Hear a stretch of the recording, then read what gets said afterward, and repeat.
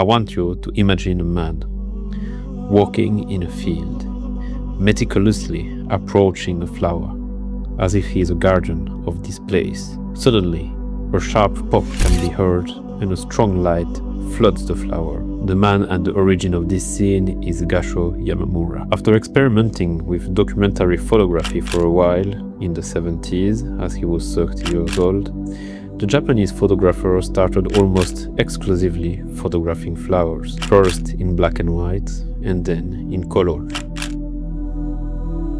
It is this latest work we will discuss today by looking at the book Botanical Planetarium, a publication that Yamamura was sadly never able to witness, as he committed suicide at the age of 48 following intense pain caused by an accident.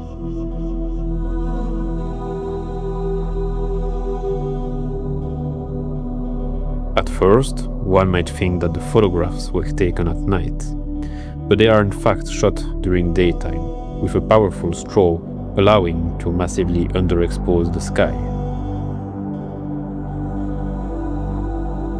This way of shooting gives an eerie atmosphere to the images, as if they are portraits of flowers taken in a landscape we have never seen before.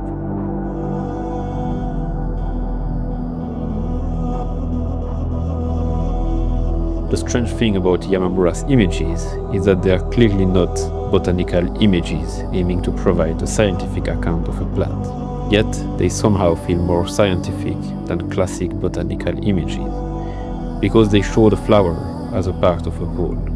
We can see stems, branches, and clusters of plants.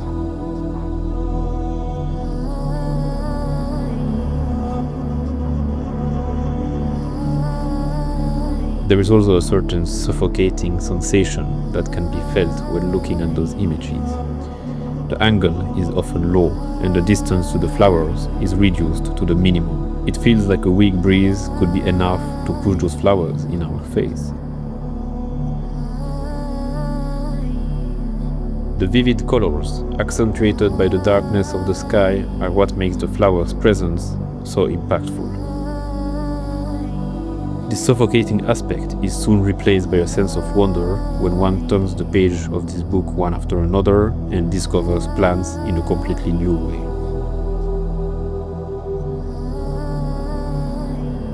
Inundated with light, all of the plant's details are vividly shown. At the time, this innovative way of showing flower went completely opposite to the traditional Japanese way of representing flowers in soft watercolors. But somehow, in my opinion, it carries more of onirism. The whole book feels like a dream in which you wake up in a flower field, in a world in which light comes from the ground.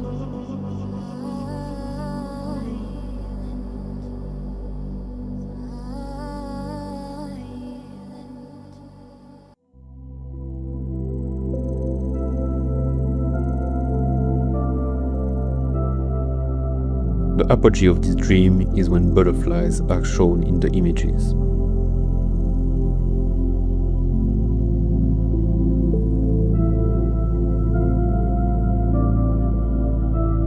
There is an increased surrealist effect when seeing day butterflies pollinating during what seems to be nighttime. The presence of those butterflies in some images also serves the purpose of underlining the fundamental role of plants in sustaining life on Earth.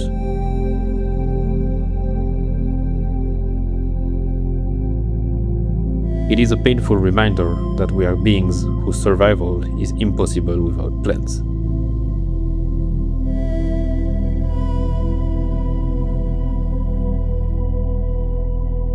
Showing those butterflies intervening in the reproduction of plants is also a way to illustrate even more the oddity of plants.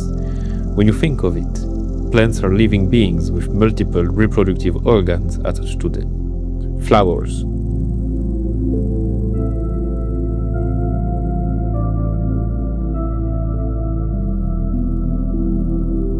And it's perhaps this fundamental aspect of flowers considered as a life organ that Yamamura was hunting for.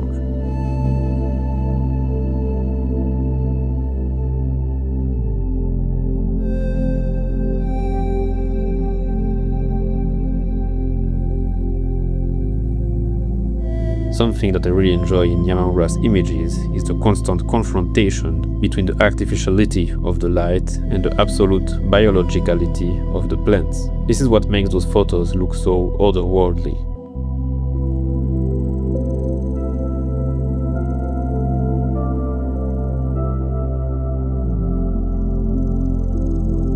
Yamamura defined himself as a flower hunter, photographing them without a clear purpose.